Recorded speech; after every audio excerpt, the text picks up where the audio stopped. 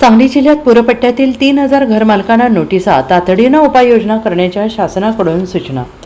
सांगली जिल्ह्यातील 4 तालुक्यातील 104 गावांमध्ये सुमारे 3000 घरे धोकादायक आहेत। संभाव्य परिस्थितीच्या पार्श्वभूमीवर अधिक धोकादायक असणाऱ्या घरांना नोटिसा बजावण्यात आलेल्या असून तातडीनं उपाययोजना करण्याची सूचना जिल्हा परिषद प्रशासनाने दिलेली आहे। या उपाययोजना केल्या नाही तर कारवाई करण्यात येईल असा इशारा दिला आहे।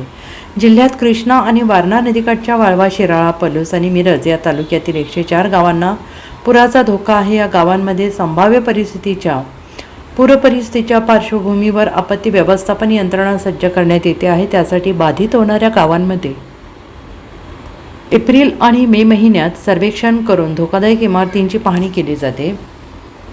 अधिक धोकादायक असणाऱ्या घरमालकांना जिल्हा परिषद प्रशासनाकडून नोटीस बजावून उपाययोजना करण्याची सूचना केली आहे। महापुराच्या या काळात या गावांना पाण्याचा वेढा पडतो, गावात पाणी शिरतं, अशावेळी धोकादायक घरे पडण्याचा अधिक धोका असतो, त्यामुळे जीवितहानी होण्याची शक्यता असते।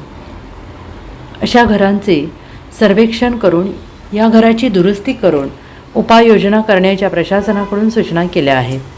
पूरस्थिती निर्माण झाल्यास होणाऱ्या नुकसानीस प्रशासन जबाबदार राहणार नाही असा इशारा नोटिसांद्वारे दिला आहे। पूरपट्ट्यातील गावांमध्ये आपत्ती व्यवस्थापन यंत्रणा सज्ज केली जाते, मात्र धोकादायक आणि पडण्याच्या स्थितीत असलेल्या घरांची ऐनवेळी दुरुस्ती करणे शक्य नाही। तेव्हा पावसाळा सुरू होण्यापूर्वी अशा धोकादायक घरांच्या मालकांनी घरे दुरुस्त करून घ्यावीत, सुरक्षित करून घ्यावी, तसेच ऐन पावसाळ्यात पूर आल्यास सुरक्षित ठिकाणी जाण्यासाठी तजवीज करावी। या उद्देशाने प्रशासनाकडून या धोकादायक घरांचे सर्वेक्षण करून नोटीस बजावण्याचा प्रयत्न सुरू आहे। Bureau report SBN Marathi, Sangli.